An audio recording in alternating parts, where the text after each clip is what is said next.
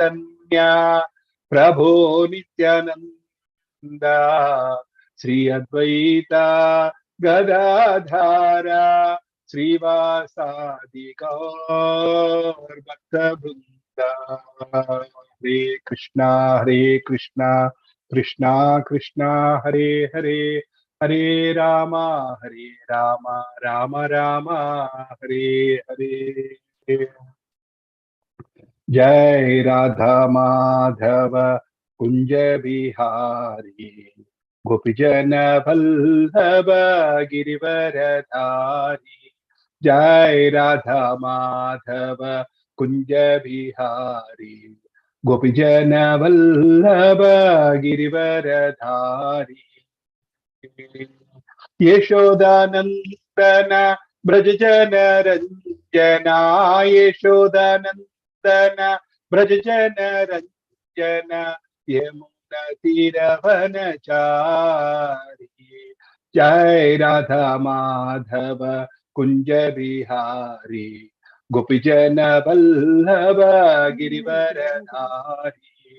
जय राधा माधव कुंज बिहारी गोपीजन वल्लभ गिरिवरधारी। हरे कृष्णा कृष्णा कृष्णा हरे हरे हरे रामा राम राम हरे हरे। हरे कृष्णा कृष्णा कृष्णा हरे हरे हरे राम राम राम हरे हरे। हरे कृष्णा कृष्णा कृष्णा हरे हरे हरे राम राम राम हरे हरे। हरे कृष्णा कृष्ण कृष्ण हरे हरे हरे राम राम राम हरे हरे। हरे कृष्णा कृष्णा कृष्णा हरे हरे हरे राम राम राम हरे हरे। कलियुग पावन हरे कृष्ण महामंत्र की जय। Yesterday I was asking this question, Prabhu, that what if we are doing our job and working for our family, what does it mean? And you have answered, and Sharad Prabhu has answered. And this morning again, Krishna answered me through this question. Amara bolite Prabhu, Hare Kichunai, Tumi Amara Matra, Pita Bandhudai. Amara bolite Prabhu, Hare Kichunai, Tumi Amara Matra, Pita Bandhudai. बंधुदार सूता सूता तव दासीदास से तो संबंधे सभी हमारा प्रयास। बंधुदार सूता सूता तव दासीदास से तो संबंधे सभी हमारा प्रयास। हमारा बोलीते प्रभु हरे किचुनाय, तुम्ही हमारा मात्रा पिता बंधु भाई। धन जन गृहधर तुम्हारा बोलिया, राखा कोरिया मी मात्रो सेवहैया। धन जन गृहधारा तुम्हारा बोलिया, राका कोरिया मी मात्रो सेवहैया। हमारा बोलीते प्रभु हरे किचुनाय, तुम्ही हमारा मात्रा पिता बंधु भाई। तुम्हारा करिएरा तोरे ऊपर जी पोदान, तुम्हारा संसारे व्यय करीबो बहान। तुम्हारा करिएरा तोरे ऊपर जी पोदान, तुम्हारा संसारे व्यय करीबो बहान। हमारा बोलीते प्रभु हरे किछु নাই, তুমি আমার মাত্র পিতা বন্ধু ভাই। बोलो मंद नहीं जाना सेवा मात्र कोरी, तुम्हारा संसारे आमी विषय प्रहारी। भालो मंद नहीं जानी सेवा मात्र कोरी, तुम्हारा संसारे आमी विषय प्रहारी। तुम्हारा इच्छाया मोरा इंद्रिया चलाना, श्रवण दर्शन गरण भोजन वासना। तुम्हारा इच्छा मोरा इंद्रिया चलाना, श्रवण दर्शन गरण भोजन। निज सुख लाही किचु नाही कोरी, भक्ति विनोद बोले तव सुख सार। निज सुख लागी किचु नाही कोरी यार, भक्ति विनोद बोले तव सुख सार। हमारा बोलीते प्रभु हरे किछु নাই, তুমি আমার মাত্র পিতা বন্ধু ভাই। हमारा बोलीते प्रभु हरे किछु নাই, তুমি আমার মাত্র পিতা বন্ধু ভাই। हमारा बोलीते प्रभु हरे किछु নাই, তুমি আমার মাত্র পিতা বন্ধু ভাই। This wonderful song by Bhaktivinoda Thakura. Translation: Nothing remains mine, father, friend, brother, you are even these to me. Those whom I call friends, wives, sons, and daughters are all your servants and maid servants. Whatever care I take for them is only as it relates to you. If I continue to maintain my wealth, family members, home, and wife, it is because they are yours. I am mere servant. For your service, I will earn money and bear the expense of our household, of your household. I know neither good or bad. I merely serve. I am but a watchman who guards the properties in your household. The exercising of my senses, hearing, seeing, smelling, tasting, touching, is done according to your desire. I no longer do anything for my own pleasure. Bhakti Vinoda says, your happiness is the essence of everything. Bhakti Vinoda says, your happiness is the essence of everything. Hare Krishna, Krishna Krishna, Hare Hare, Hare Ram, Ram Ram, Hare Hare. Thank you, Prabhu. I'm finished, Prabhu. Hare Krishna. So wonderful, wonderful prayers, that gives us a correct understanding what our family members, if we consider they are part and parcel of the Supreme Lord Shri Krishna. In that consciousness, that sense, we must serve them, It's really wonderful, beautiful. Thank you, Prabhuji, for selecting these particular prayers for all of us. Haribol, everyone. Please accept my humble obeisances. All glory to Srila Prabhupada. Welcome back, everyone. So, first we offer our prayers. Om Ajnanatimirandasya Dhyananjana Salakaya Chakshun Militam Yena Tasmai Shri Guruve Namaha Shri Chaitanya Manovistam Sthapitam Yena Bhutale Swayam Rupa Kadamahyam Dadati Swapadantikam Vandeham Shri Guru Shiyuta Padakamalam Shri Gurun Vaishnavamscha Shri Rupam Sagrajatam Sagana Raghunathan Vitam Tam Sajivam Sadavaitam Savadhutam Parijana Sahitam Krishna Chaitanya Devam Shri Radha Krishna Pada Sagana Lalita Shri Vishakha Vitamscha He Krishna Karuna Sindhu Deen Bandhu Jagatpate Gopesh गोपिका कांत राधा कांत नमस्तुते तप्त कांचन गौरांगी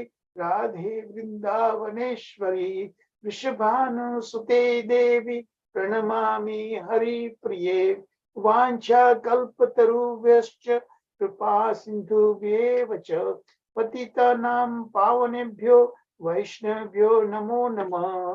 जय श्री कृष्ण चैतन्य प्रभु नित्यानंद श्री अद्वैत गदाधर श्रीवासादि गौर भक्त वृंद हरे कृष्णा कृष्णा कृष्णा हरे हरे हरे राम राम राम हरे हरे नमो महावदन्याय कृष्ण प्रेम पदायते कृष्णाय कृष्ण चैतन्य नामिने गौरतिशे नमः। O most beneficent incarnation, you are Krishna himself, appearing as Shri Krishna Chaitanya Mahaprabhu. You have assumed the golden complexion of Srimati Radharani, and you are widely distributing pure love of Krishna. We offer respectful obeisances unto you. Krishna Varnam Prisha Krishnam Sanga Pangostra Parshadam Yagnahi Sankirtana Praye Yajanti Sumedhasaha. In the age of Kali, intelligent persons perform congregational chanting to worship the incarnation of Godhead, who constantly sings the names of Shri Krishna. Although his complexion is not blackish, he is Krishna himself. He is accompanied by his associate servants, weapons, and confidential companions. Nana Sastra Vicharnaika Nipunau Shadadharma Samstapakau Lokanam Hitakarinau Tribhuane Manyau Sharanyakarau Radha Krishna Padaravinda Bhajana Anandena Mattalikau Vande Rup Sanatana Raghuyugau Shri Jiva Gopalakau. I offer my respectful obeisances under the 6 Goswamis of Vrindavan, namely Shri Rupa Goswami, Shri Sanatana Goswami, Shri Sanatana Goswami, Shri Raghunath Bhatta Goswami, Shri Raghunath Das Goswami, Shri Jiva Goswami, and Shri Gopal Bhatta Goswami, who are very expert in scrutinizing and studying all the revealed scriptures with the aim of establishing eternal religious principles for the benefit of all human beings. Thus, they are honored all over the 3 worlds and are worth taking shelter of because they are engaged, they are absorbed in the mood of the gopis and are engaged in the transcendental loving service of Shri Radha and Krishna. Om Namo Bhagavate Vasudevaya. Om Namo Bhagavate Vasudevaya. Om Namo Bhagavate Vasudevaya. Narayanam Namaskritya Narom Chaiva Narottamam Devim Saraswatim Vyasam Tato Jayam Udirayat Nashtaprayeshva Bhadreshu Nityam Bhagavat Sevaya Bhagavati Uttama Shloke Bhaktir Bhavati Naishtaki. Hare Krishna Krishna Krishna Hare Hare Hare Ram Ram Ram Hare Hare. Jai Shri Prabhupada. Govinda Mahadi Purusham Tamam Bhajami. Welcome back, everyone. Please accept my humble obeisances. All for Shri Prabhupada. So it's wonderful. Krishna helped me to finish the PowerPoints just barely minutes ago before this class began. So I shared lesson 6 PowerPoints with all of you. I hope you received it. So now we'll discuss lesson 7, but the lesson 6 that we already completed, let's hear the recapping of our lesson 5. I'm sorry, 5. Haribol. Hare Krishna Prabhu Shri Tanvatmi. Please accept my humble obeisances. All glories to Srila Prabhupada. So, yesterday we did lesson 5 of Sri Jaiva Dharma. And in this lesson, the relationship between Varnashrama Dharma and Jaiva Dharma is explained. It is explained in great detail. Jaiva Dharma is the eternal dharma or the eternal duty of the soul. And Vaishnava Dharma is Jaiva Dharma. And Vaishnava Dharma alone is Nitya Dharma also. And how this Nitya Dharma is different from Naimitika Dharma in the context of Varnashrama system was taken up in great detail in this particular lesson. In the previous lessons, it was explained that Vaidhi Bhakti is Nitya Dharma, the eternal duty, and not Naimitika Dharma, the temporary. And the Varnashram system also is Naimitika. This is discussed in detail in this lesson. Now, lesson 5 comprises of 6 themes, and we start off with the kinds of works that is classified as karma, vikarma, and akarma. Now, these 3 works are discussed in great detail in Bhagavad Gita, and it is presented based on the understanding of Bhagavad Gita, because surprisingly in this particular book of Sri Jaiva Dharma, there has been a violation of Bhagavad Gita, because in here they are saying that akarma is considered as inauspicious and bad, but which is not the case. Then we see 2 types of fruitive works, which is auspicious and inauspicious.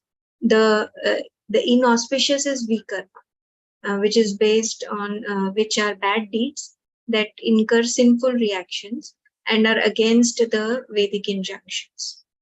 The auspicious are karma and akarma. Karma are good deeds according to the Vedic injunctions, but these 2 incur reactions, of course, good reactions. So one gets rewards and has to come back to the material world to enjoy these rewards. But it is still a chain. A chain is a chain, be it a gold chain or an iron chain. But akarma is different. Akarma generates no reactions, good or bad, as they are done for the pleasure of the Lord, and they are considered to be Krishna conscious activities.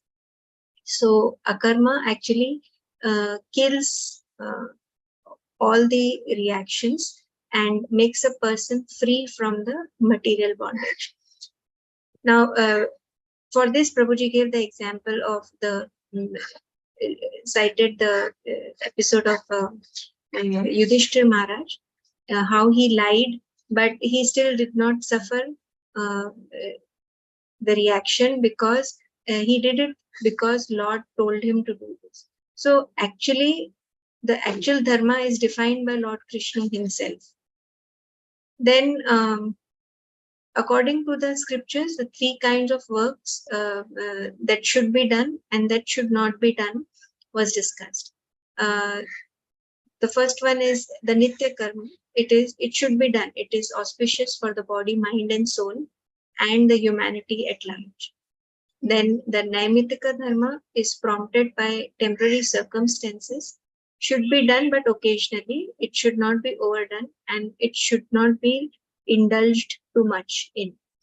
And the last one is the Kamya, which these are desired for personal benefit, and this must be avoided completely. Then we should have a very clear understanding of what is Nitya Dharma, which is eternal duty, and what is Naimitika Dharma, that is the temporary duties, which are related to material platform. Vaishnava Das Babaji is explaining the Nitya and Naimitika Dharma in detail to connect it to the question of this visitor who is a singer. His name is Kalidasa Lahari, also called as Lahari Mahashaya.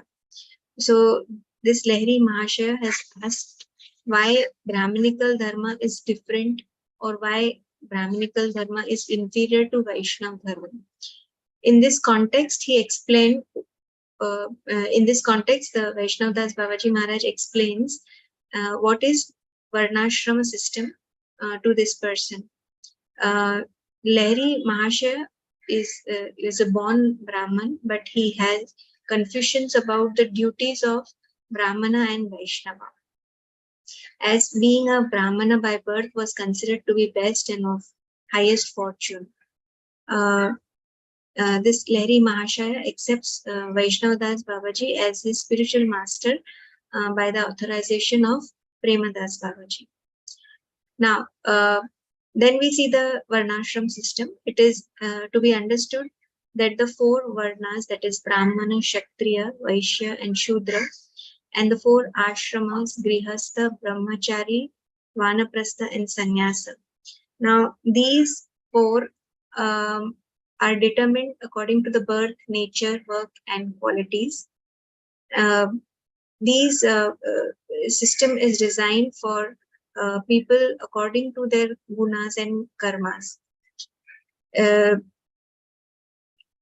According to the natural human tendency of work, because we see that Brahmanas are in the mode of goodness. They are supposed to be, generally Brahmanas are supposed to be in the mode of goodness, Kshatriyas in passion, Vaishyas in passion as well as ignorance, and Shudras are in pure ignorance. Now, this Varnashram system itself is Naimitika Dharma because it is for a particular body in a particular lifetime. It is not eternal. That is the reason it is a part of Naimitika Dharma and it is not Nitya Dharma. The temporary duties should follow the like in order to become Nitya Dharma, they should follow the spiritual path. Like Brahmanas, upon being purified by following rules and regulations, they become qualified to associate with saintly Vaishnavas and chant the holy name.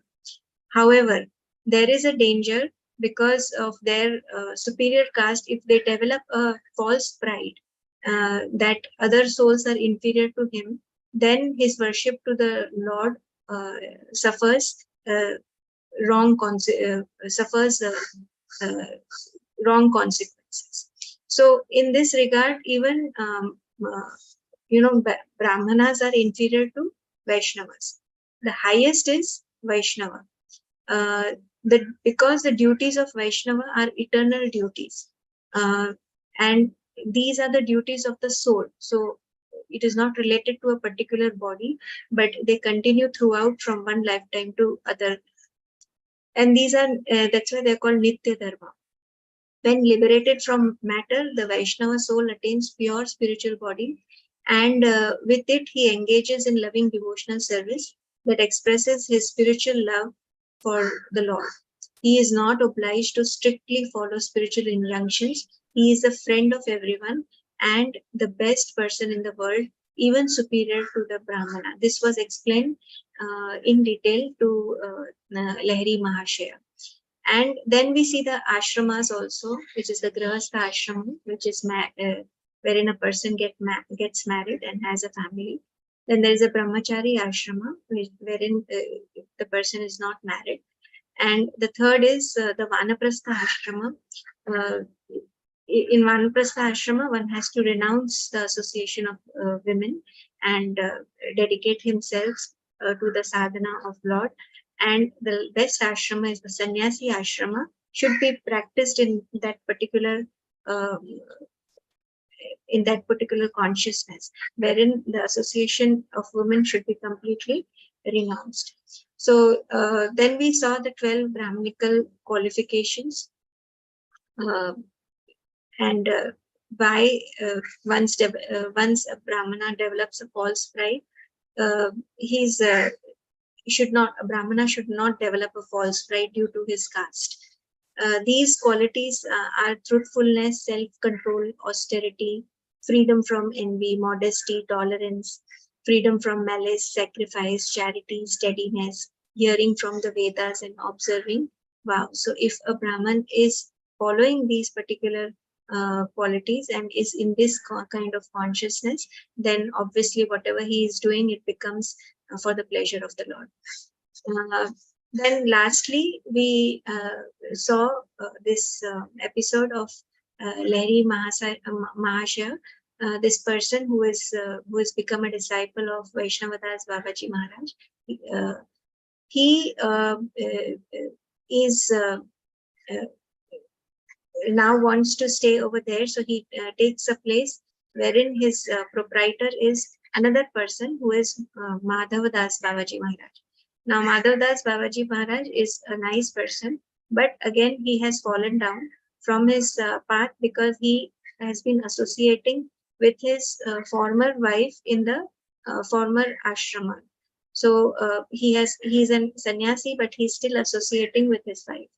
So which is not advisable, not it is a sinful activity as per the ashram.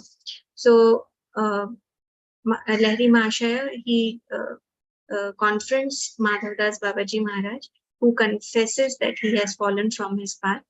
But Lahiri Mahashaya still decides to avoid association with Madhavdas Babaji, and he approaches Vaishnavdas Babaji Maharaj, who arranges for him another place in the forest where he can have prasadam in the nearby Brahmana house. So another important thing that we learned is that we should, if you accept a particular ashrama, you should follow the rules as per it. And as sadhakas, we should stay away from people who are not following their dharma to the as prescribed, as instructed to them. So this was covered yesterday, and today again it's a very important lesson, which is lesson 6. Prabhuji will cover. Over to you, Prabhuji. Hare Krishna. Wonderful, Mataji. So beautifully done. Thank you so much. Hare Krishna, everyone. Again, please accept my humble obeisances. All glory to Srila Prabhupada. So let me share my my screen.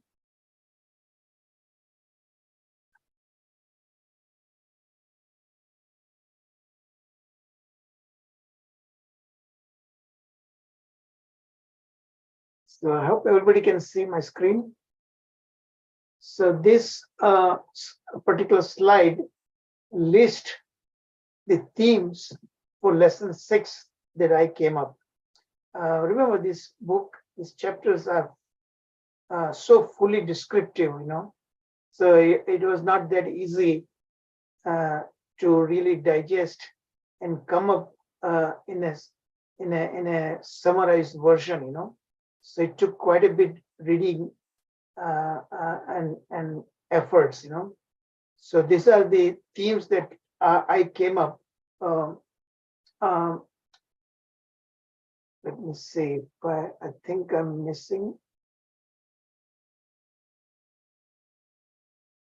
Pardon me.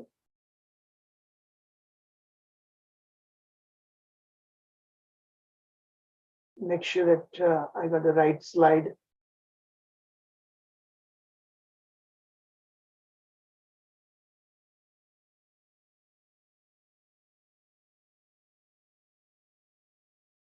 That was the right slide, Prabhuji.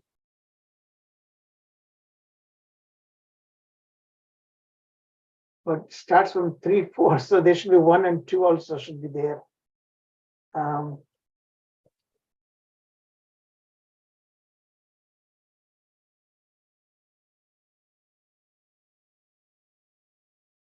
Okay, here it is. I'm sorry, I started wrong slide. So this is the, there are 4 themes that I came up in lesson 6. Please share, Prabhu. I'm sorry. Oh, Please share. I'm sorry.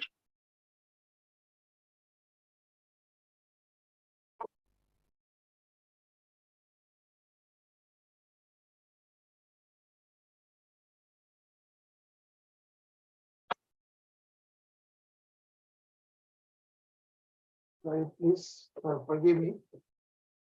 What's going on?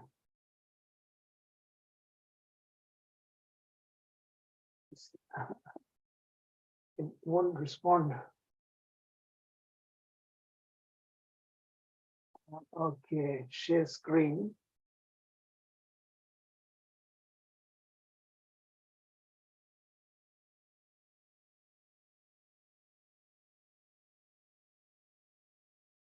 No, not this one.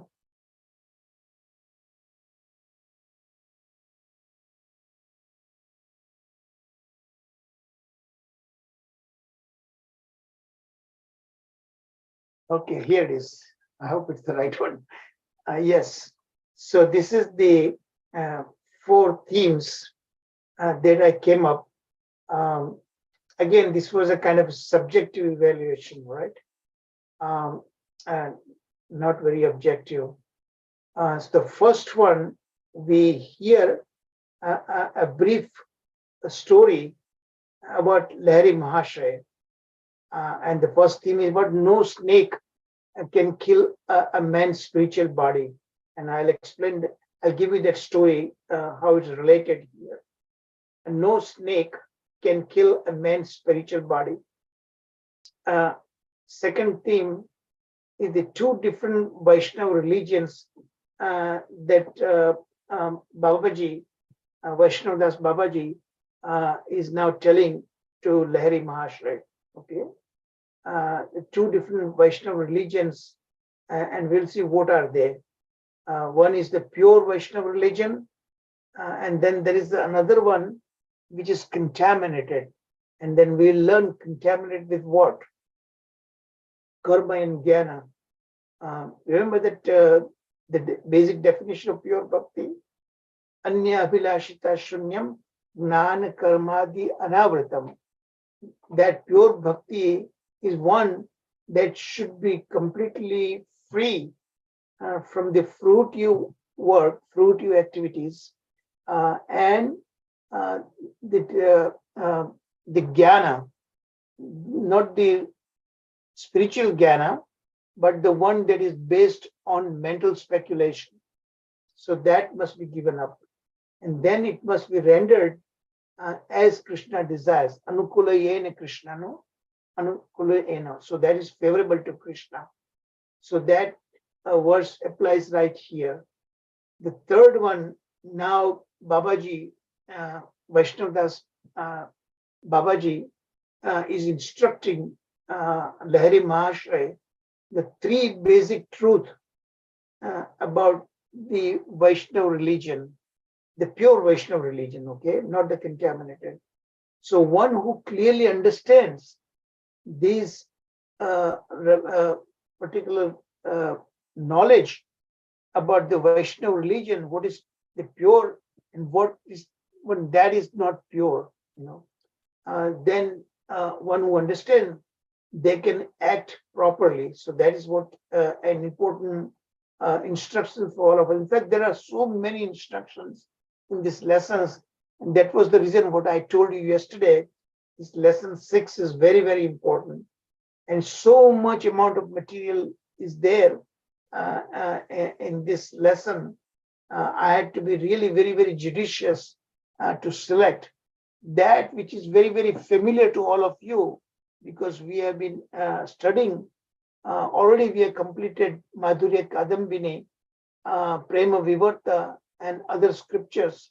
A lot of this information that you are going to see is quite familiar. So I tried to minimize the description of those elements and try to focus more on what that we don't know, what is given in this particular chapter.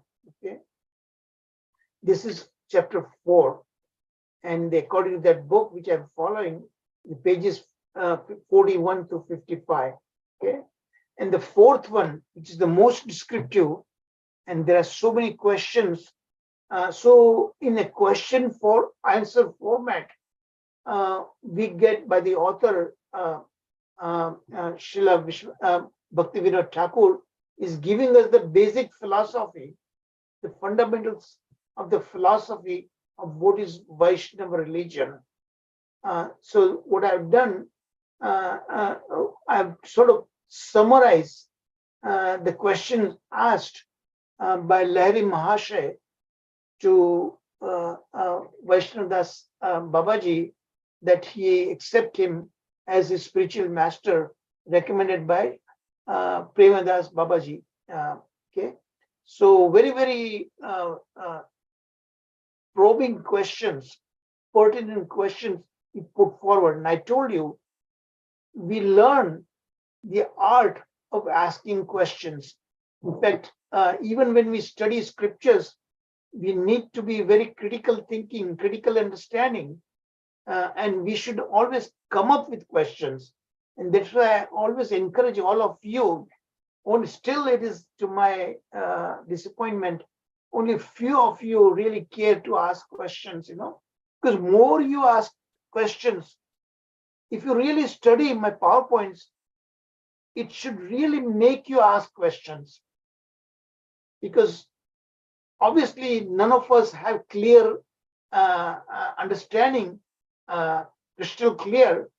If you have crystal clear understanding, then there's no questions, okay? But most likely, even when I study, there's so many questions pop up in my mind, hundreds of questions really. So if you really at least glance through my PowerPoints, you will definitely come up with questions. And the questions, and we learn from this question answer format, this question that Lahiri Mahasi is asking, really we learn how to come up with such questions, really probing questions, and you will see the examples of that I'll point out to you. Okay? And in giving the answers given by Shri Vaishnav Das Babaji, his spiritual master, the Lahiri Mahashi's spiritual master, that he accepts him at the end, actually, All right, let's get into the chapter now. So here, if you see that the verse that I quoted here, that's given right there in the chapter 4, Yad Gnatam Sarvam Vijnanam Bhavati. Yad Gnatam, that knowledge automatically manifests in our inner consciousness. In fact, not only that knowledge, but even the realization of that knowledge, that is called Vijnanam. Okay. So Yad Gnatam Sarvam Jnatam Bhavati. So how do we get that? By understanding the supreme, the science of Krishna. And how do we get science of Krishna? I told you many, many times, right? That famous verses from Srimad Bhagavatam, chapter Canto 1, chapter 2, verses 17 to 21. Simply hearing Krishna, Shruvatam Svakata Krishna, Punya Shravana Kirtana, Viyantasto Bhadrani, Vidunoti Surut Satam. Then that leads to Nashtaprayashu Bhadreshu Nityam Bhagavat Sevya, Bhagavati Uttama Sloke Bhakti Bhavati Naishtaki. So Nityam Bhagavat Sevaya, always serving the book Bhagavatam and then the devotee Bhagavatas. Then constantly Krishna sitting in our heart as the super soul, he cleanses the mirror of our heart. What does he cleanses off? That is said, Tada Rajastamo Kam Bhava Adayashte Chet Etir Annaviddam Sitam Sarve Satam Prasidati. Because why we don't have inclination to serve the Lord? Because of the lower modes of material nature, the Rajoguna and Tamoguna, that is the obstacle on our path. So when we simply hear about Krishna, Krishna cleanses the mirror of our heart, and in the place of those lower modes, which is outer manifestation of Kama, Krodha, Lobha, Mada, Moha, Matsara, he establishes a pure mode of goodness. And then when we have a pure mode of goodness, even Prasanna Manaso, Bhagavad Bhakti Yogata, only at that point, pure devotional service takes root in our heart. Okay? And continuous hearing about Krishna, chanting of the holy name, in the association of the other sadhus, devotees sadhu sangha, then we make progress. And then what happens? Bhagavad Tattva Vijnanam, the science of Krishna, and that is exactly what is mentioned in this particular verse. Yad Gnatam, when we develop Bhagavad Tattva Vijnanam, the science of Krishna, then everything, all realization, all the doubts will disappear. And here we are going to hear Lahiri Mahasaya in asking many, many questions. He developed the doubts.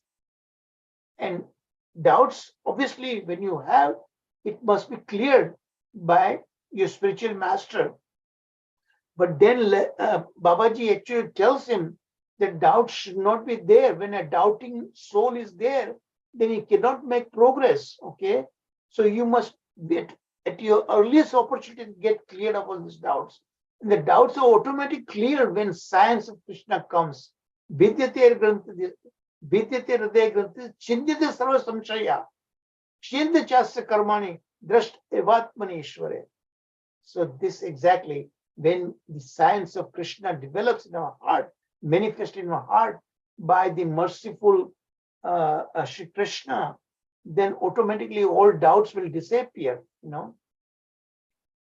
So that's very important. This verse, that's why it's quoted then, I mentioned right here.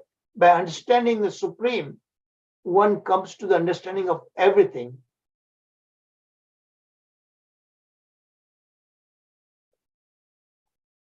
Let me see.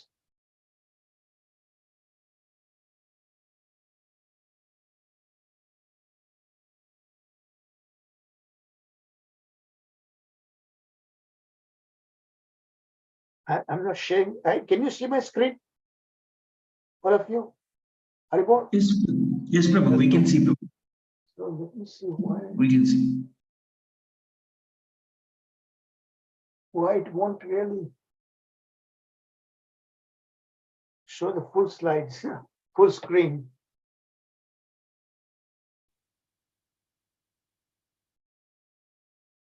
I don't know. Okay, so now Babaji is going to explain to him about the Vaishnava religion, that is the Nitya Dharma, and that story about no snake can kill a man's spiritual body. Because what happened, the story is like this. So this Lahiri Mahashaya, in his cottage, now remember at this point, he has rented a room from that Madhavdas Babaji, okay? And he's still in there at the beginning now. So there he noticed a poisonous snake, cobra, appearing in his room, cottage.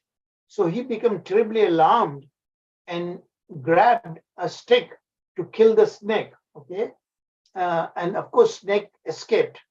So now he rushes to Vaishnava's Babaji, his cottage, and tells Babaji, please careful. There is a snake going around, and I saw it in my cottage. Actually, Babaji came, original village is called Shantipur.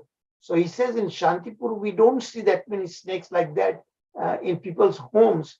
But here in Godruma, I'm surprised the poisonous snakes are there even in my cottage, So he alarms Babaji that please, Babaji, be careful. So Babaji then tells him that is not good. Don't be afraid. That snake cannot kill you. It can only kill your material body. He is anyway going to perish when the time comes. You have to give up that material body. But spiritual body, the snake cannot kill you. Babaji cites a good example of Parishit Maharaj. Remember Parishit Maharaj, when he was cursed to be bitten by a snake bird, and he would be killed.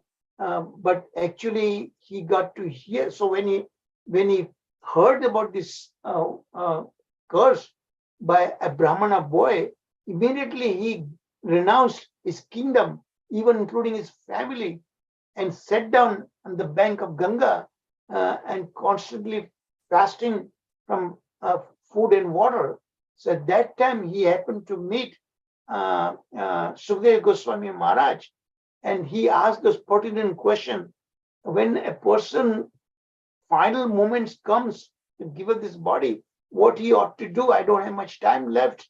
So then Sukadeva Goswami narrates the Srimad Bhagavatam to him, and while he hearing that, he became pure completely. And even when the snake bird came and actually bites him, Parishit Maharaj doesn't get killed, because he had already, by simply hearing the Bhagavatam, he already became spiritualized. In great samadhi he was there. So he had already left the body. What was a dead body was actually bitten by the Takshak Naga, So that story relates, Babaji relates to Lahiri Mahashaya, that when you are unnecessarily worried about the snakes and such kind of situation, your mind becomes disturbed. And a disturbed mind cannot focus in serving the Supreme Lord Shri Krishna. So you must give up that. Understand that your spiritual body cannot be killed by a snake. Only the living body, and that body anyway has to go, perishable. So no efforts can save you that, The moral of the story is that we should always focus our attention on Shri Krishna, and all the material difficulties come, even some deadly difficulties come, our mind should not be get disturbed, and constantly focus on Shri Krishna and chanting the holy name, hearing his Krishna Katha, and always in association with sadhus. Then you're always on the spiritual platform, So that is the moral of the story that Babaji tells Lahiri Mahashaya. So Lahiri Mahashaya became completely relieved and took shelter of the lotus feet of Vaishnavdas Babaji Maharaj. So I just briefly told you about that story. Still, let me try again. Why it's not? Somehow it's not. Full screen is not going. All right, okay. So now this slide. Now we are hearing about the next themes. This is the theme about where Babaji is telling him that two kinds of Vaishnava religion. Already we learned, right? Nitya Dharma and the Naimitika Dharma. Nitya Dharma is eternal, okay? And Vaishnava religion is the eternal religion, we already learned. But even here, there is a gradation there. So why this other kind of Vaishnava religion is not Nitya Dharma? Because it is contaminated. Contaminated with what? Fruitive activities and what? Fruitive activities and this mental speculation, that kind of knowledge that you derive without the foundation of the scriptures, then that, even though it's a Vaishnava religion, is contaminated. You need to completely become free from karma jnana anavritam, jnana karma anavritam. Then only you practice pure devotional service. So that is shown here. A pure Vaishnava religion is one, although divided into four according to the different rasas, except for the Shanta rasa, the Dasya rasa, Sakhya rasa, Vatsalya rasa, and finally Madhurya rasa. So all these things are pure Vaishnava religion. That's mentioned right on this slide. But then there are two kinds of contaminated religion. One is contaminated with the fruitive karmas. So if you are practicing Vaishnava religion and you are still engaged in the selfish fruitive activities, satisfaction of your senses, sense gratification, then that is not a pure Vaishnava religion. Okay, so one has to be careful about that. And the other one is contaminated with the impersonal philosophy, the monist philosophy of the Mayavadis. If you are there, then also that Vaishnava religion, so-called Vaishnava religion, is not a pure Vaishnava religion.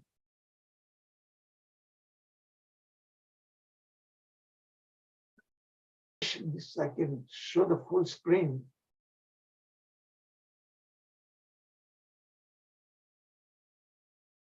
Let me try again. Sharing the screen again. This is important.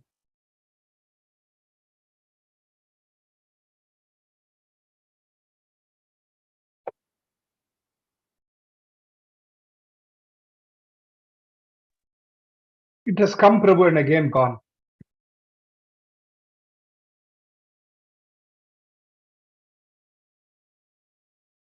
Okay, now it's there, I think. Yes, Prabhu.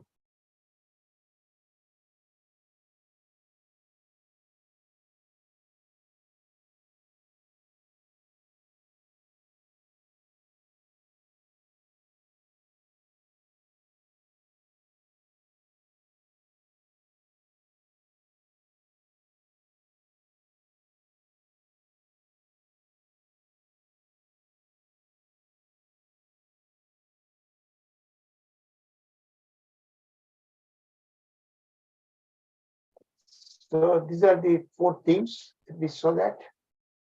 And this is where that snake story. And now about this 2 kinds of pure religion, pure Vaishnava religion. One that is pure, another one is contaminated fruity activities and this impersonal philosophy. Okay. So now, yes, this is, so now you can better see this slide now with the full screen. So here, now Babaji is going to explain the pure Vaishnava religion, okay? And as I told you, pure religion is the one which is free from jnana and karma, okay? So the activities of the supreme, so the activities of the devotees of the Supreme Personality of Godhead, SPG stands for that, is called bhakti or devotional service, and that is known by various names such as Shuddha Vaishnava Dharma. So pure devotional service by varieties of names that is given, okay? But they all mean the same thing. So one is a Shuddha Vaishnava Dharma, pure Vaishnava religion, okay? Or Nitya Dharma, because that is our eternal religion. Eternal religion of the soul, Nitya Dharma. And then there is a Jaiva Dharma, that is one and the same, or the duty of the individual souls. And it's also called Bhagavad Dharma. Bhagavad Dharma means the religion of the worship of the Supreme Personality of Godhead. Bhagavad Dharma means chanting of the holy name in association with other devotees. Okay. Then there is a Paramartha Dharma, Parama Artha. That means for the purpose of serving the Supreme. That is the way to attain the final goal. So that is also pure Vaishnava religion. It's also called Paradharma, means the Supreme above, beyond the material realization, or the highest religion. Okay. So now here I've given you some more information.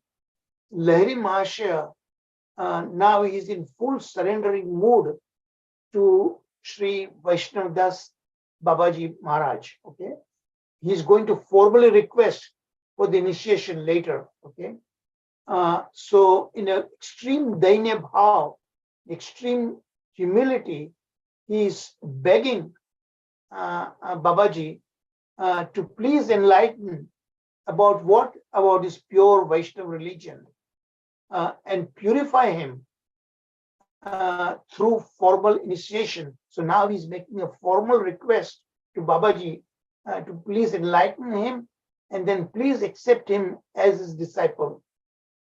So Babaji, of course, a little bit embarrassed, So he said, I will definitely try to give you the knowledge of pure Vaishnava religion to the best of my ability as I can. But you are asking me to initiate you. I don't feel I am qualified to become your spiritual master, initiating spiritual master, but I can be your Siksha Guru, Basically, he's saying that. And of course, later on, but that is his humility, because he was already authorized by Premadas Babaji Maharaj to initiate disciples, okay? So later on, he does that. So he said he's not qualified to be initiating spiritual master at that particular point. So here there's a verse, very famous verse, is from Srimad Bhagavatam, Canto 1, Chapter 1, Text 11. The absolute truth is by the learned personalities. They explain the absolute truth is in 3 phases of realization. Brahman realization, impersonal Brahman realization, Paramatma realization, and finally Bhagavan realization. The Brahman realization and Paramatma realization are kind of partial. Okay, Brahman realization is the impersonal Brahman Jyoti of Bhagavan, the person. Paramatma is a little bit of his personal manifestation, localized in our heart. Okay, but still not a full realization. Full even Bhagavan himself, Bhagavan Shri Krishna, when recognized, that is his full realization. So that is what the verse says that. So religions that are aimed to attain the impersonal Brahman, that religion that you are focused only on Brahman realization or Paramatma realization, then that is actually materially motivated. This is the thing that I also learned first time, because this is on a material platform, even Brahman realization, even Paramatma. So yogis, Ashtanga yogis, their goal is to realize Paramatma in their heart. Okay, and those impersonalists, they want, their goal is ultimately to merge with the Brahma Jyoti of the absolute truth, which is impersonal. So that is on a material platform actually. And here, so that is there. In that case, anything that is material, that means it is not eternal, temporary. So then it becomes Naimitika Dharma. It's not the Nitya Dharma. Nitya Dharma is only Bhagavan realization. Something new that we heard about it now. Okay, here let's take a break. So now we are going to get something really very, very detailed information on the philosophy of this pure Vaishnava religion, but in a question and answer format. It's a very probing question Lahiri Maharshi here poses to his would-be spiritual master, who then answers. So in this question and answer format, the deep philosophy of pure Vaishnava religion is explained. So that's why it's very important.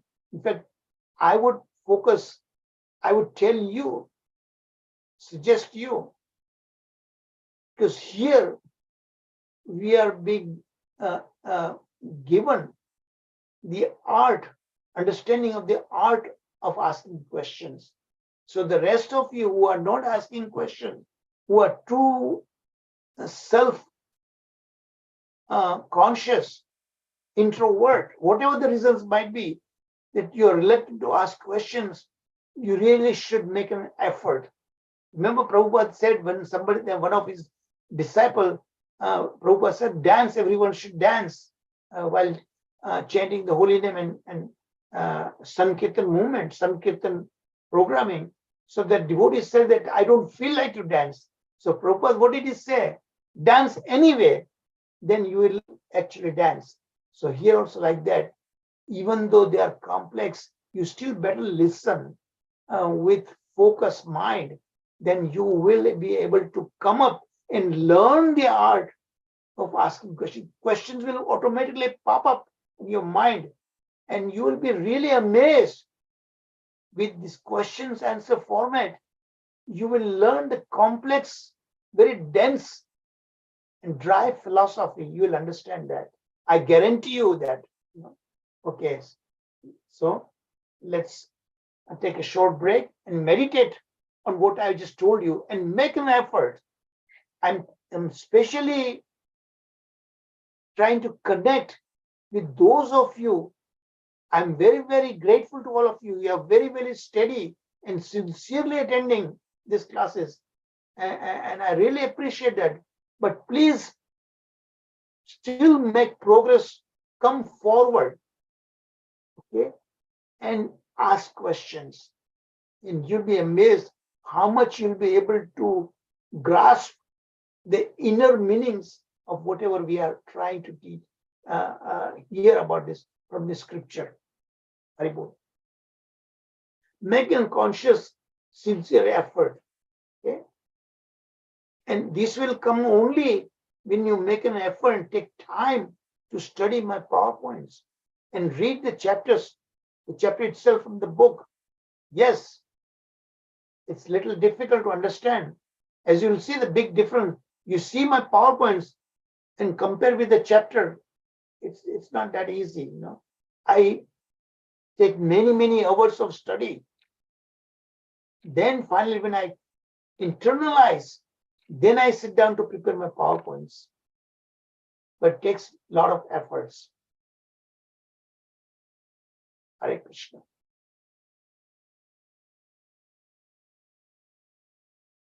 Because I don't want you to be a passive listener. Be an active listener. And develop a habit of critical thinking. Remember that how I discovered that error in the book says akarma is inauspicious and bad. Immediately my mind reacted to it. You know. So don't accept anything just like that blindly.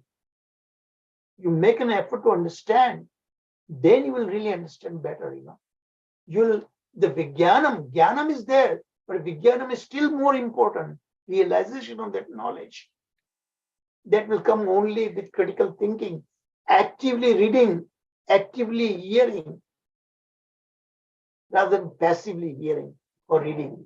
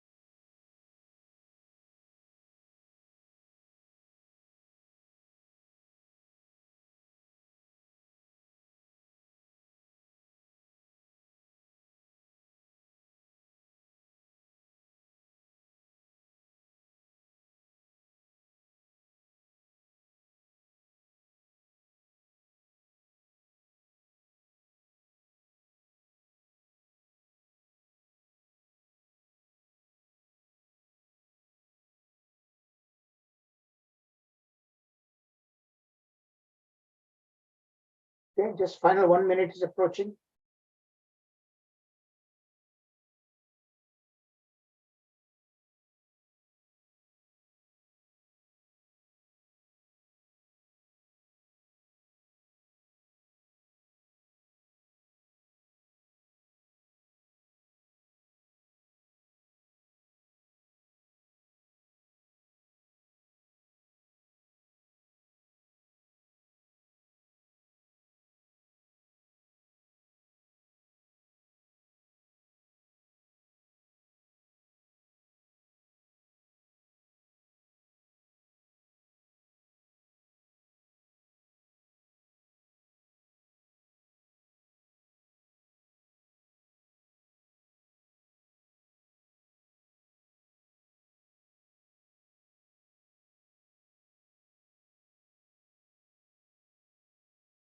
Okay, get ready, please.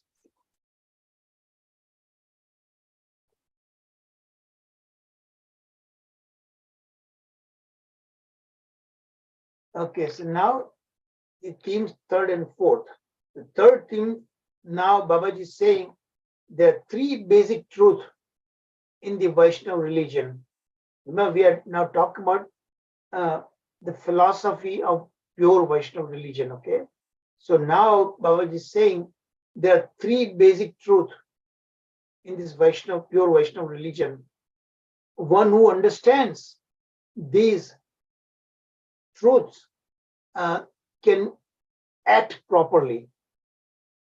Okay, act properly means we'll be able to render for pure devotional service as expected, and then you become a pure Vaishnava.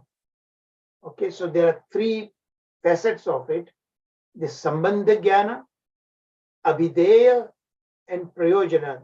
You're very familiar with these terms, I'm pretty sure, but in fact, there are series of chapters in this book and series of lessons that I've composed, and Sharad Prabhuji is the one who is going to conduct this lesson. So we are going to hear lot more in details. Okay, but here this is the very broad introduction. What is Sambandha? Sambandha being between, it is a relationship between the Supreme Personality of Godhead and the individual spirit soul. There are three distinct truths about that. One is the material world, that is the illusory potency Maya. Then the individual soul, which are subordinate Jiva. We are subordinate to the Supreme Jiva, that is Shri Krishna. And so the third component is the Supreme Personality of Godhead. So the soul, individual soul, the super soul, Bhagavan. Third, it is Maya. Maya is a potency of the Supreme Lord, is an external potency. The internal potency, of course, we all know the three components: Sandhini Shakti, Samavit Shakti, and Ladini Shakti, right? Today we are not talking about that. But the external potency by which the Lord creates, maintains this material world, material universe, and we learn it is from Paramatma Sandarbha that we in great details.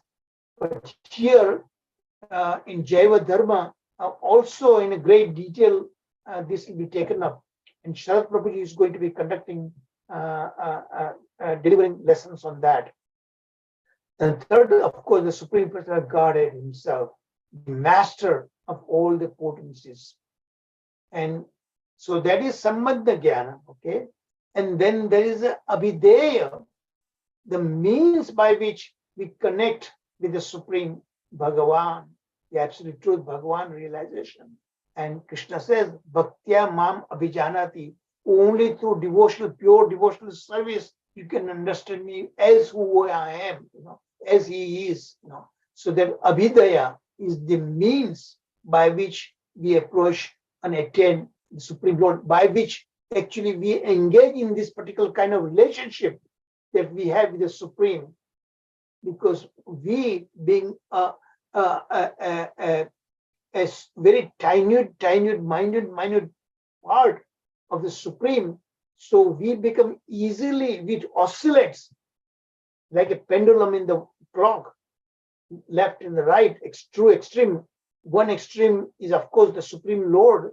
We become a devotee, but the other Supreme, when we turn our face against the Lord, then we become attracted because of our tiny nature, atomic spirit soul.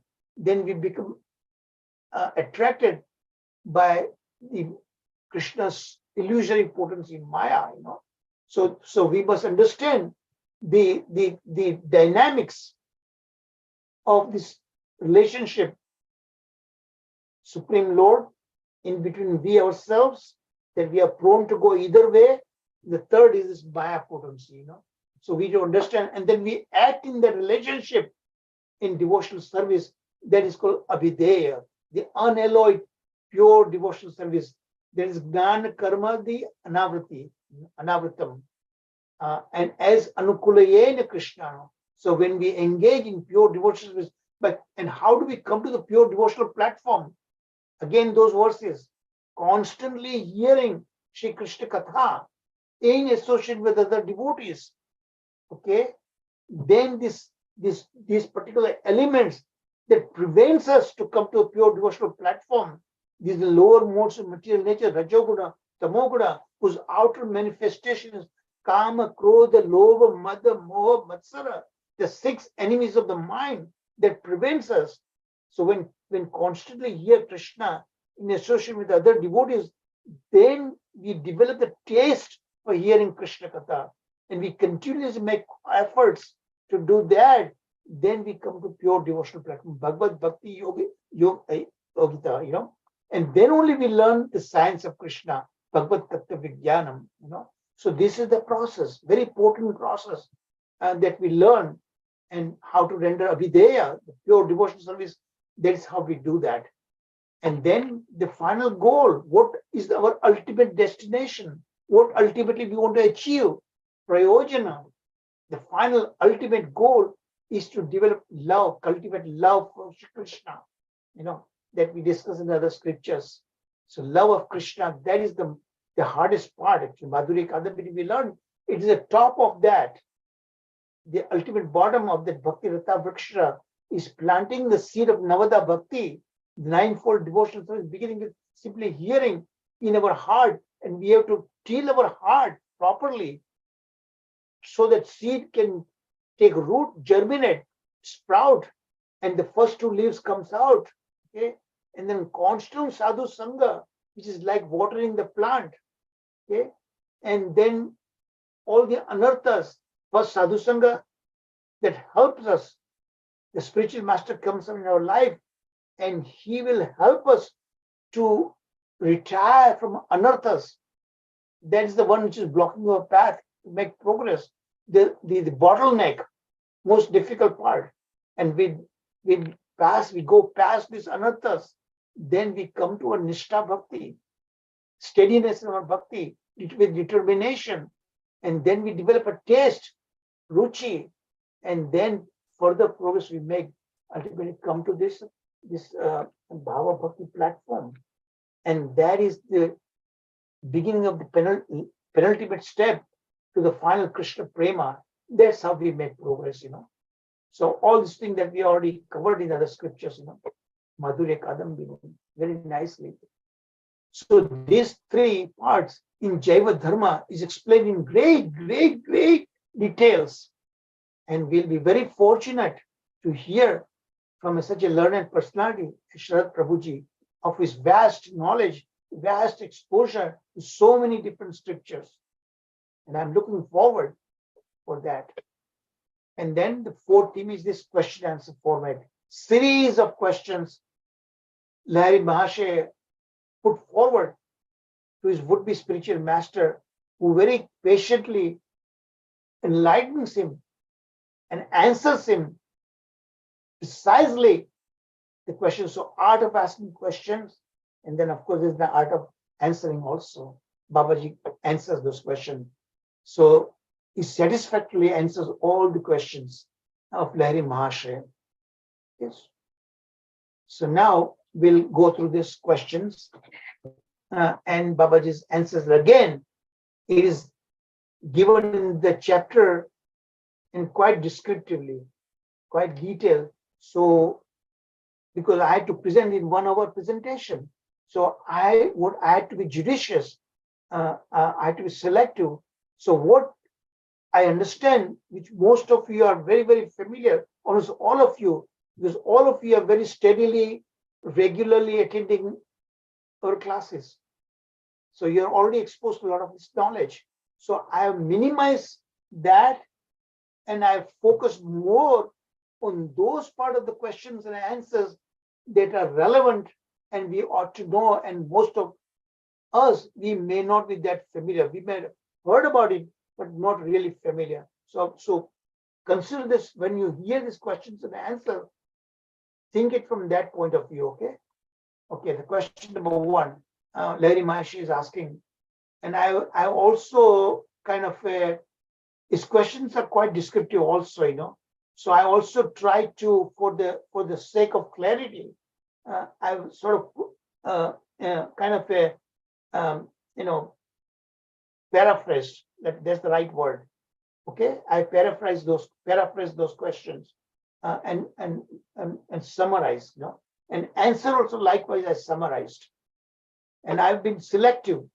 Okay, I'm not taking, as I told you already, I'm focusing more that many of us may not be aware of it, but most of us, those are aware of certain, those I have paid lesser attention to. Okay? The first question, Vaishnava's ecstatic emotions. So Lahari Bashi is asking that I've heard from the devotees, Vaishnavas themselves, that they are have this fully they experience these ecstatic emotions. Okay? Uh, but they that do not lead us to the knowledge. So how to understand that? That sounds ridiculous, he says, So how do I understand that? Please explain to me. So Babaji is explaining. First of all, Babaji says you need to understand that Vaishnava ecstatic symptoms, these ecstatic emotions, ought to be genuine. You cannot imitate. Somebody who's imitated is not a genuine, So Vaishnava's feeling of ecstatic love are the final result of their devotional service, maturation of pure devotional bhakti. Because bhava, the ecstatic emotion, when do you get? At the bhava bhakti stage. So you have to go through all the stages, from pure sadhana bhakti, okay, Vaidhi sadhana bhakti, Raganuga sadhana bhakti, develop the taste, ruchi, and so on like that. So bhava bhakti comes at a much later stage, So only at that stage you develop those ecstatic symptoms, you experience that. So first you have to understand that, and that is the final result of this devotional service, abhideya. However, such love must be pure and genuine. You cannot imitate. When so there's those in Vrindavan, you see these sahajas, right? They act out. They think that they are Krishna, and they are exploiting the girls as the gopis, and they satisfy their own urges. That is not, and then they, cry and rolling around the ground and everything. But that is just a show. That's a fake, So those symptoms are not genuine. So there are 9 symptoms actually described in the scriptures that cannot be imitated. We won't go into that. So when the emotions is contaminated by impersonalism, listen very carefully. When the goal is just to merge in the Supreme, in the Brahman, the Brahma Jyoti of the Supreme Lord, then that is on the material platform only that we just learned, right? Then the only result is trouble and calamity for the soul. So you have to be very, very careful. Babaji warns that, Second question. Again, the question number 1, 2, 3, exactly some of the things I put forward, 2, 3 questions in one box, okay? So don't go by just these numbers. If the Supreme Personality of Godhead is the origin, look at the, I really admire the questions that he's asking, It's just incredible, and we have to learn from that. This is an art of asking questions. If this, so this curiosity should be there. See, I was trained as a scientist, so curiosity was a prerequisite qualification to become a scientist. Some of the questions you ask that normally does not occur to ordinary people, just like the apple falling from the tree to the ground. The Newton began to ask. Most people would not. What is so big thing about it? Apple will definitely fall on the ground. What's so big about it?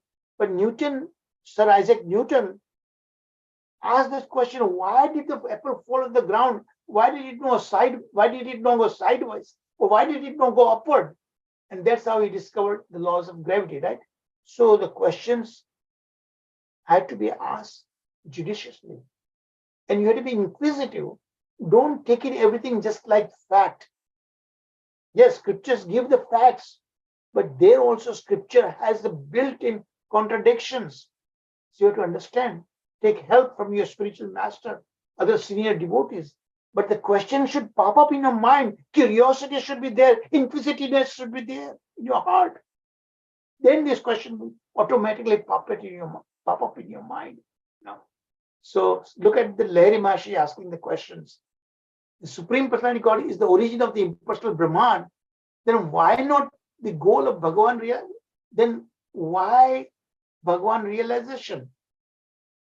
Because Babaji already told him that Brahman realization, Paramatma realization is a partial, and that's on a material platform. Then why, so Lahiri Maharshi is asking that, that why people go for, some philosophers go for the Brahman realization and Paramatma realization. Why not they go straightway to Brahman realization? Bhagavad Gita, Krishna ultimately tells him in the final chapters that bhakti is the supreme, right? But still he explains karma yoga, jnana yoga, and ashtanga yoga, and all these things, right? So why didn't he go directly with the bhakti yoga in the first place? Because most of us are not directly ready for that platform. Some of us are in the Arjuna was materially confused. He was in a material platform. That how am I going to kill my own relatives? That's a papa. That's a sinful activity. So Krishna had to begin from that platform onwards. So here also like that, because of that reason. So Brahma, so short answer Babaji gives that even the great souls, Mahajanas, they also go for Bhagavan realization. They worship the personal aspect of the Supreme Shri Krishna. Like Brahmaji, the four Kumaras, Sukadeva Goswami, Narada Muni, Lord Shiva, and all of the truly great philosophers took shelter of Bhagavan Shri Krishna.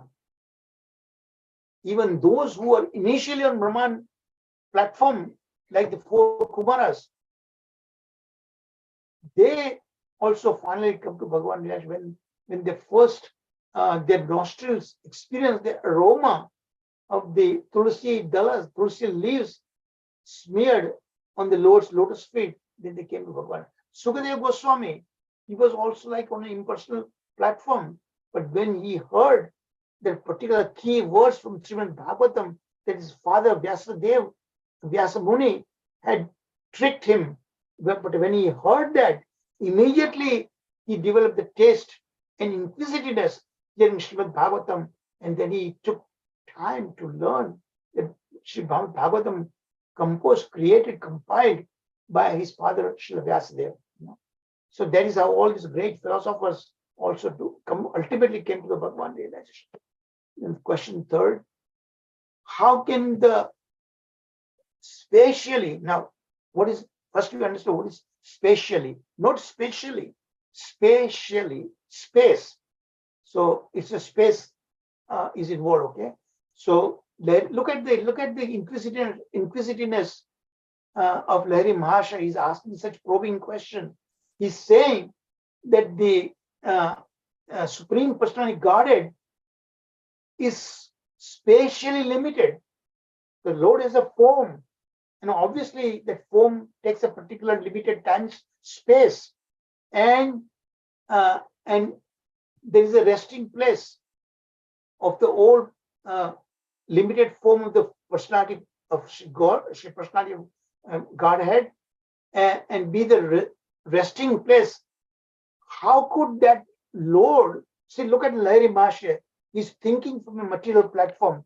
He thinks that the ultimate form of the Lord has a form, so that form must occupy a certain limited finite space. Okay? And how can that limited finite space be located? Bhagavan can accompany and can amass all the unlimited, all-pervading, spatially unlimited Brahman. Because Brahman is all-pervading. How can it be? It's like a question. Remember, Bhagavan Shri Krishna is situated in every atom of the universe, but the entire universe is within Krishna. So macro and micro level both, it's difficult to grasp that. But that is what Krishna is all about by definition. There is no limitation to Krishna. So that was a very intelligent question Lahiri Maharshi asking. And now Babaji is answering. In his transcendental form, all pervasiveness, omniscience, omnipotence, the greatest mercy and the greatest bliss are all gloriously manifested in their completeness, personally and impersonally exist side by side in the Supreme Personality of Godhead. So there is nothing impossible for the Lord. Even the most impossible thing resides in the Lord. That, by definition, that is the very definition of the Supreme Lord. You know, that how can the one who is situated in every atom of the universe, so atomic size, and that atomic size in the Lord, the whole entire universe is there within him. So two extremes, but both coexist in the Lord, and that's the very definition of the Supreme Lord. You know, there's achintya. It beyond our simple mind cannot understand that. Achintya, inconceivable. Two extreme opposites, they resides in Shri Krishna. Okay. So that's a very nice answer also. Very intelligent question, but equally with that intelligence, Babaji answered that question. So fourth question, Krishna was born, performed activities, and then left his body. He died. Now, that is actually given in Mahabharata. And even Srimad Bhagavatam, we learned that Pardi, that hunter, shot the arrow in the penny or in the foot of the Lord's foot when he was resting, and then apparently Lord passed away. You know that. But how do we explain that? If he is eternal, how do we explain that his death, so-called death, and that's given in the such bona fide scriptures, Mahabharata, in Srimad Bhagavatam.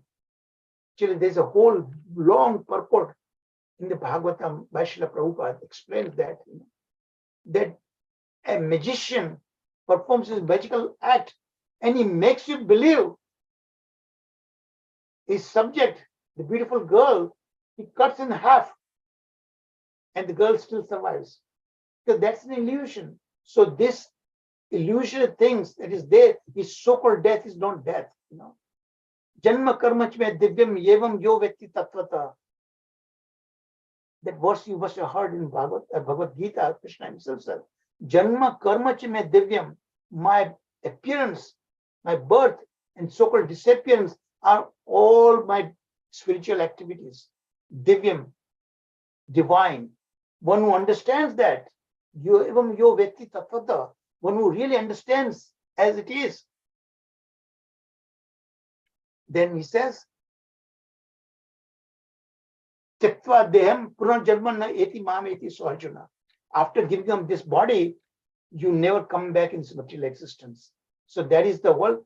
So Krishna's that is just that explanation is given that he died. Krishna doesn't die. He has all material. He does not have a tinge of material body.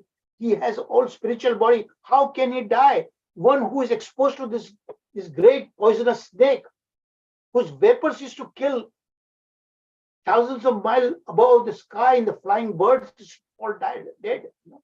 And here, 7-year-old kid successfully subdued the Kaliya Nag. So he cannot, and who lifting the whole Govardhan hill, how can a person with a material body can do that? So that itself should tell us Krishna is all spiritual. So that explanation given about so-called death is nothing but it's like an historical account for the people who are materially oriented. Pardon me, I'm taking a lot of time, but these are very, very important questions, and we are learning the art of asking questions. Okay, so I'm going to have to conduct quite a bit extra time. Okay, please. Okay, question 5 to 9. So I'll take 10 more minutes, please. As you can see, how much I have to cover the material. You know.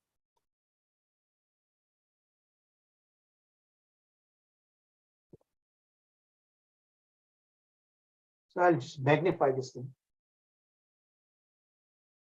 Okay, see that question 5. When one meditates on Krishna, just admire how intelligently Larry Marsh is asking questions. How inquisitive must he be? When one meditates on Krishna, in one's heart naturally arises the idea of a form limited by both time and space. So obviously, when you meditate on Krishna, in your heart, you imagine Krishna is there, so you have a finite space, finite limitation, right? So Larry Bash is asking question, and so it is limited by both time and space. What other way to think of Krishna? So the answer is, thinking is an activity of the mind. So when you think like that, it's basically an activity of the mind. The mind has the thinking power, willing, and all these things, right? It's the mind. So if the mind is not purified and thinking like on a material platform, thinking like that, so mind's activity and meditation cannot be spiritual. It's just like a frog in the well. He thinks this is the ocean, but he has not seen this, the real ocean, how vast it is. For the vastness of his ocean is the well only. So if you are on a material platform, because it's material, it is limited. So your thinking also going to be limited. The mind has to come to on a spiritual level. Then you can begin to realize, internalize how vast what Krishna is all about. So mind must be also spiritually developed. Only in devotional mood that's possible. It can be spiritual. Chanting of the holy name alleviates the material limitation. Okay? So now the next question. Please be merciful and give me that spiritual understanding. When Babaji said this spiritual, the mind has to come to the spiritual platform. So now Larry Mashashi automatically asks, then please tell me what is spiritual understanding? How one can get it? So when you give up all material arguments, so Samshaya Atma, Krishna also in Bhagavad Gita, the one who is always doubting, he cannot make progress. Okay? Yeah, doubts can be there and should be there and can be clarified by asking a bona fide personality. But all the time, if you are asking questions, all the time you're expressing doubts, then you cannot make progress. So that's what Babaji is telling him. Please give up all these material arguments. Come to spiritual level. You transcend from material platform, and then all doubts will disappear. And when you chant Hare Krishna, then only you will understand. Bhaktya mam abhijanati. Otherwise, we cannot, by simple material arguments, material logic, Krishna is beyond that. You cannot understand Krishna, who is all spiritual. So one who is all spiritual, how can you understand materially oriented mind? The mind has to purify. The only way it can purify by chanting the Hare Krishna Mahamantra. Then Krishna himself mercifully will help us to understand him. How to understand, how to know who is unknowable. Krishna is unknowable. How to know the unknowable, right? Only when the unknowable willing to allow us to know him, and that is through bhakti process, abhideya. So when you taste the nectar of the holy name, the material shackles will become loosened. All doubts will go far away. You will no longer ask any questions of anyone. So Bhagavad Tattva Vijnanam, Vidyate Hridayakritis, Chhidyate Sarva Samshaya, Shiyante Chas Karmani, all Karmani, karmic bondage. Then Dash Eva, Eva Manishwari. So all samshaya, all the doubts, misunderstanding will disappear when you get this Bhagavad Tattva Vijnanam. How do you get Bhagavad Tattva Vijnanam? Simply beginning with the hearing of Krishna in the association with the devotees. Then you will understand Krishna. Krishna himself will manifest in our heart, and he will illuminate our mind and our heart and come to our spiritual platform, transcend the material platform. Okay, next question. I understand the truth of the Supreme Personal Godhead, who is the ultimate form of the Supreme. The impersonal Brahman and the Supersoul are subordinate to him. I understand. He said, I accept that. Okay, but he is all pervading. He is a person, eternal, full of knowledge and bliss, Satchit Ananda. All these things is now admitting that. He understood that. He is the master of all potencies. So now please tell me about the individual spirit souls. Now we understood all about the Supreme Personal Godhead, Bhagavan.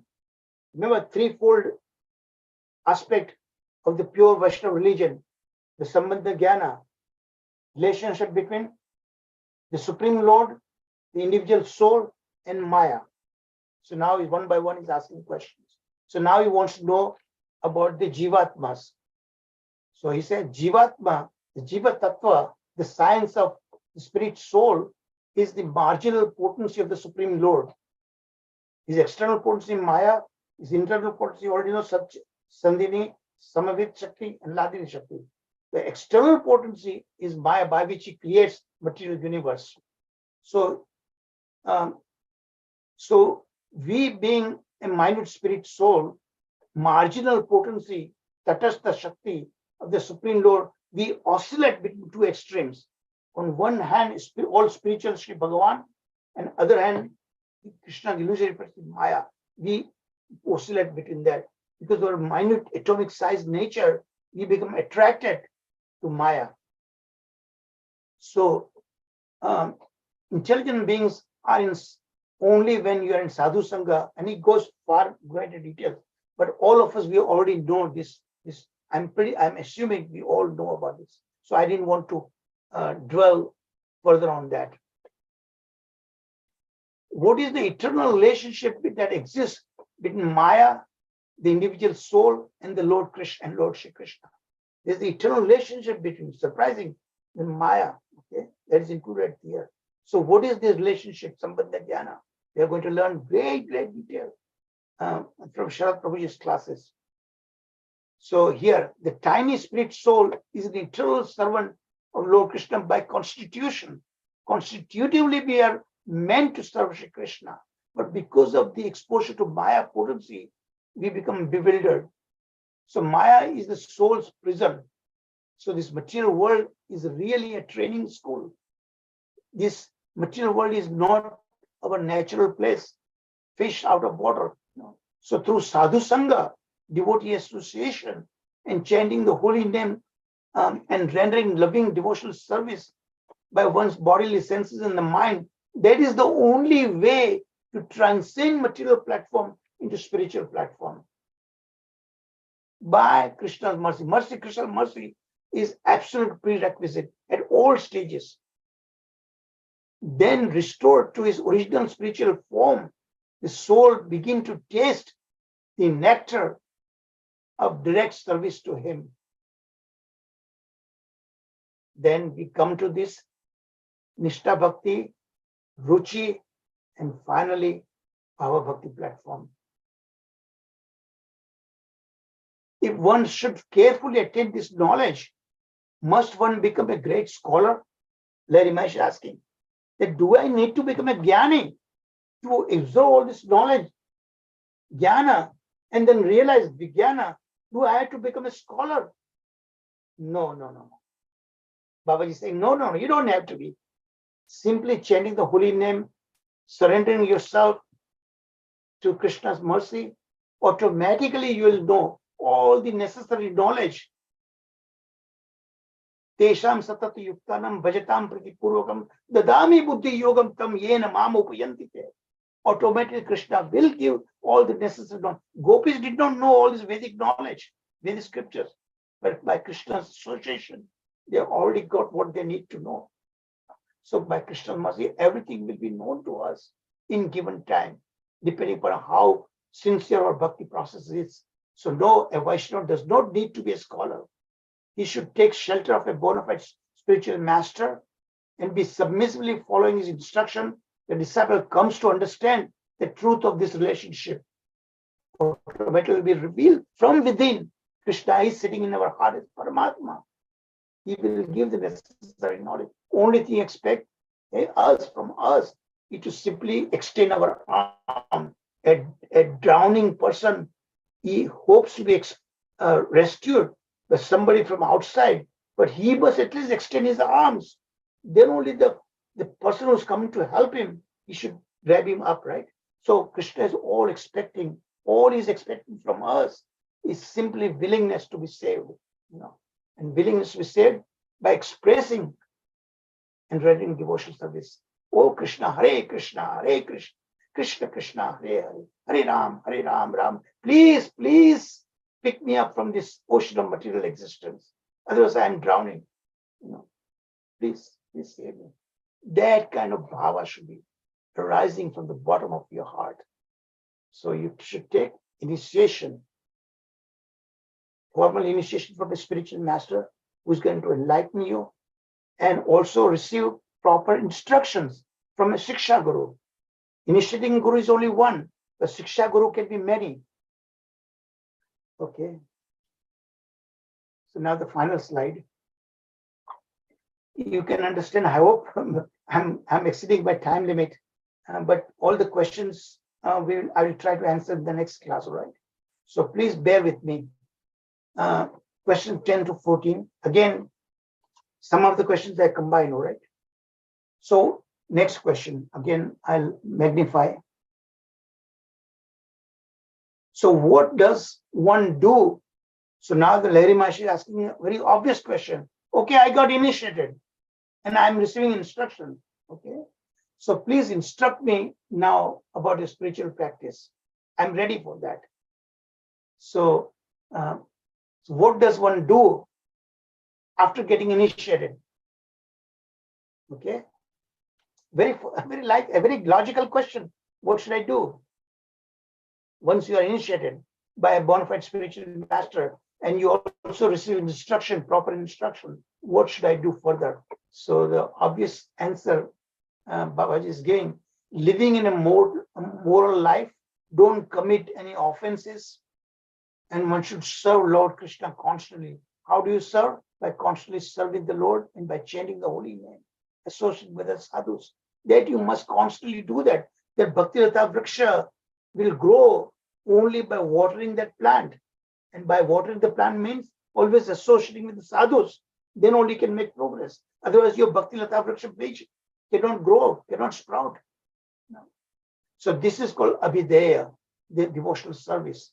Because of your humility, Lord Chaitanya will be very merciful to you. Sadhu Sangha is the only cure for souls bound in the material world. See how important is Sadhu Sangha. Your spiritual master will mercifully teach all that you need to know. How does one serve Lord Krishna? How it is performed? So now he's asking a detailed question about the devotional service. So only through rendering bhakti or devotional service, which has 3 stages: Vaidhi Sadhana Bhakti, Raganuga Sadhana Bhakti, Bhava Bhakti, and then Prema Bhakti. Okay. So by again and again performing practice, because you don't have this natural inclination to hear about Krishna, then you have to practice. Practice makes people perfect. So you have to learn, practice it by this following powerful 64 angas of the bhakti, and you will make progress. Because that's very potent. That 5 potent activities is Rupa Goswami promises us.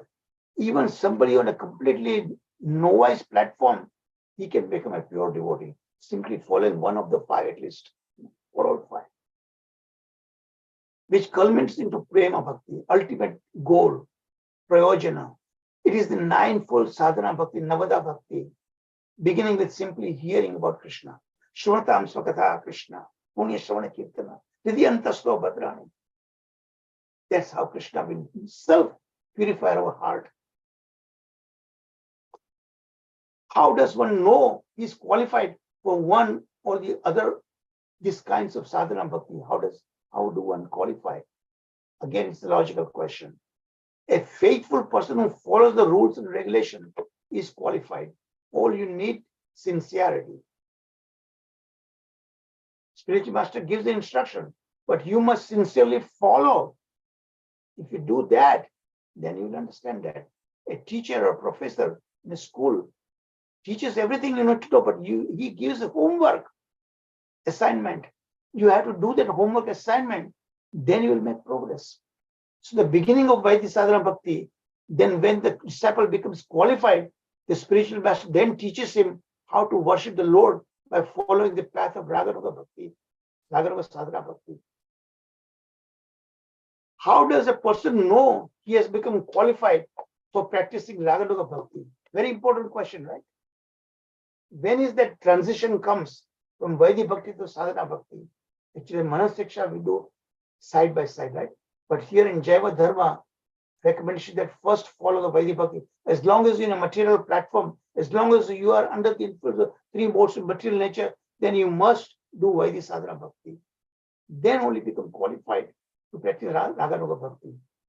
So one who has not yet experienced in his heart the love that characterizes Raganuga Bhakti, so this natural love, taste for hearing Krishna, if it is not there, you are doing it by out of obligation to your spiritual master, then you are not ready.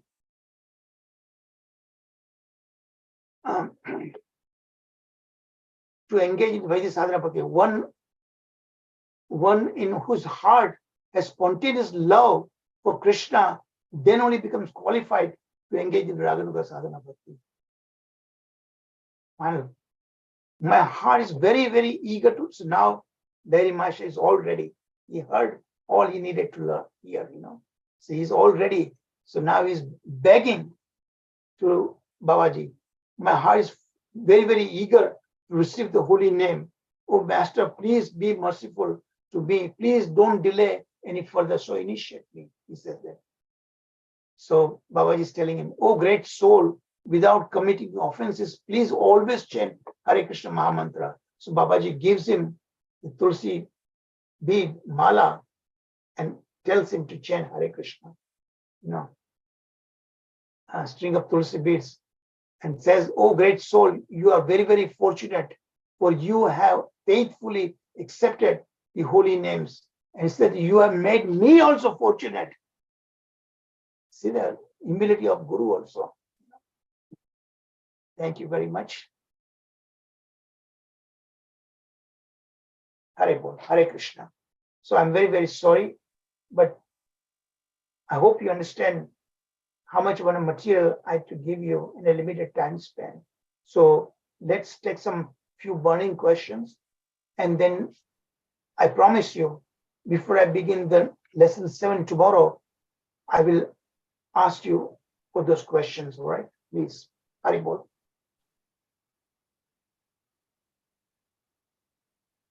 Hare Krishna Prabhu, Dandavata Pranam. Wonderful session, Prabhu. Hare It's Krishna. really wonderful. I'm not sure we have time, Prabhu. I just have only one question, Prabhu. Yes, please. Okay, Prabhu. See, when we are hearing this, like we will have a lot of excitement, Prabhu. At least I will have a lot of excitement to do very nice chanting, Hare Krishna Mahamantra. Okay, but when I start the chanting, again thoughts will come. Okay, and this is not changing, Prabhu. Okay, but when I hear this, see, at the end of the conclusion is chant Hare Krishna Mahamantra. He has given a beats back. Okay, and he has accepted and get a lot of excitement to do pure chanting. But when you sit after 10 minutes, I don't know what happens, Prabhu, because 99% of the progress, everybody says that chanting. So I don't have any solution, Prabhu. Now continue doing what you're doing. Continue doing what you're doing, and associate with sadhus, associate with the advanced souls who have natural inclination. And then, as we see in this lesson, Babaji says that Krishna himself will recognize your effort to come make progress, then he will help us, he will help you, So continue doing that anyway. Just like Babaji, Prabhuji told that disciple that I don't feel like to dance, but dance anyway, and you will definitely dance. So that is what the instruction one commonly gives. The very common kind of question that you ask, most of us go through the stages, and it will come. It will come. With all the degree of sincerity, just continue follow, and convince Krishna that I really want to come to you. Please help me. Please save me. My life is limited. Anytime I could be dying, So please come before that happens, So Krishna will recognize that. Yeah, it's a common question, Prabhu, but that is the challenge for me. After hearing so much. Yeah, it's challenge for every one of us. Because the Maya is so It is so powerful. miserable for me actually. It's Maya who is pulling us away. No. Hare Krishna. Any Because other of that point? miserable condition only I asked this question, Prabhu. Thank you. Thank you. So you are Prabhu. saying that continue trying, continue trying. Keep That's on all. doing that. Even the mind keeps wandering, you still keep on chanting. Keep on hearing Krishna. In fact, you are a very sincere soul, very, very rare, sincere soul that I've come across in my 35 years of devotional service, Krishna consciousness. You are very, very. I've known you when you first started attending classes. From a very neophyte stage, you have to come to this level. It's just incredible progress you have made, you know. So don't underestimate yourself. You have made tremendous progress. I can see that. Haribol. Okay, Prabhu. Thank you for encouragement. So instead of taking more questions, I'm going to request Sharad Prabhuji to share some few words. And tomorrow, before beginning the 7th lesson, I will take some questions from all of you. Okay, Sharad Prabhuji, you want to give some final words? Actually, I have not much because very, very most important things have been described today. We have been hearing about this behavior of a Vaishnava, what he should do, Sambandha, Videya, Prayojana, all these things. Let us see certain things which Jiva Goswami says about defining a Vaishnava. Vaishnava, we know what is defined in Chaitanya Charitamrita. Anybody who takes the name of Krishna even once is a Vaishnava. And all that we have seen. Let us see what Jiva Goswami says. Jiva Goswami, he has quoted from 3 Puranas, and just see they are a little different, but that is what is going to describe who is a Vaishnava. And at the end, the gist is you will find majority are Vaishnavas. Rather, we should not commit any aparadha against anybody else. Like what is given by Chaitanya Mahaprabhu, anybody who chants the name of Krishna once, we do not know who has chanted. That's why we have to be careful. Let us see what Jiva Goswami says. First he quotes from Skanda Purana. In Skanda Purana, Markandeya Rishi is instructing Bhagiratha. Bhagiratha is the one who brought the Ganges to this material world. He says those people for whom the purpose of life is religion and the purpose of Grihastha Dharma is to have children, and those whom the purpose of cooking is to serve the Brahmanas, they are Vaishnavas. See, each and every word what is given in these Puranas, they are true. We should not misconstrue them. And then in the Vishnu Purana, it says that he who does not abandon his Varnasrama Varna Dharma, and who is always equiposed, and who is a well-wisher of everybody, including his own enemies, who does not steal, who does not injure anybody, and who is steady in his mind, he is understood as a Vaishnava. And this is the very simple definition. That means what we studied yesterday, that is the qualities of a Brahmana. Then from Brahmana one transcends to become a Vaishnava. All these qualities, they are there. Then in Padma Purana, Patal Khanda, it gives those who live a life for the purpose of one's dharma. That is, in this case, it is Bhagavad Dharma, and whose purpose of dharma is Sri Hari, Sri Krishna, the Supreme Personality of Godhead, Sri Vishnu, and who act for the purpose of piety day and night. They are known as Vaishnavas. And similarly, the Sanatana Goswami in Hari Bhakti Vilasa also, he says that that person who has taken Diksha of Vishnu and who does the puja of Vishnu, he is known as a Vaishnava. and all other non-Vaishnavas. Guru Govind Goswami, in his book, there is a 3-volume book on Guru.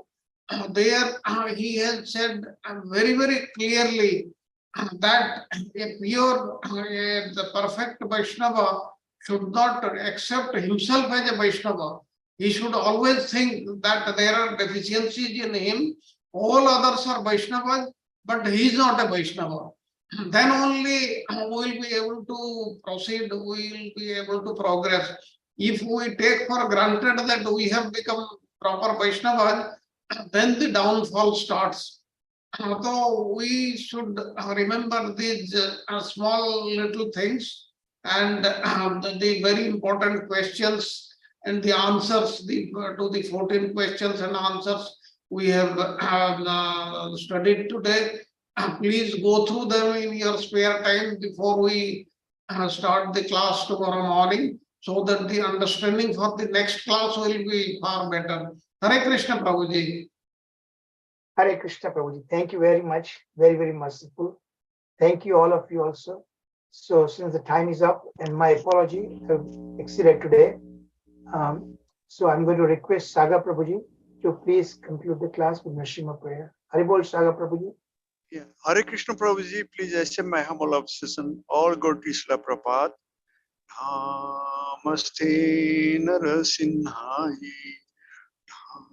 Namaste Narasimhai. Prahlad Ladahini. Prahlad Ladahini. Hiranyakasi Purvachar. Hiranyakasi Purvachar. Shilatankar Nathali.